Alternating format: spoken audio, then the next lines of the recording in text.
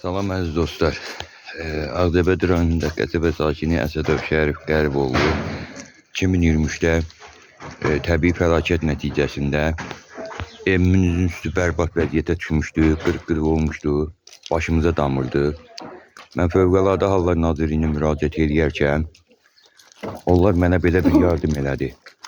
Bax, belə bir taxtalar, 51 taxta və belə bir şifir göndərdilər. 2024-ün neçəndə aydı bilmirəm. Göndərdilər, icra hakimiyyətdə sağ olsun. Getdilər qaz elinə. Allah canlarını sağ eləsin. İndi də deyir, usta maşallah.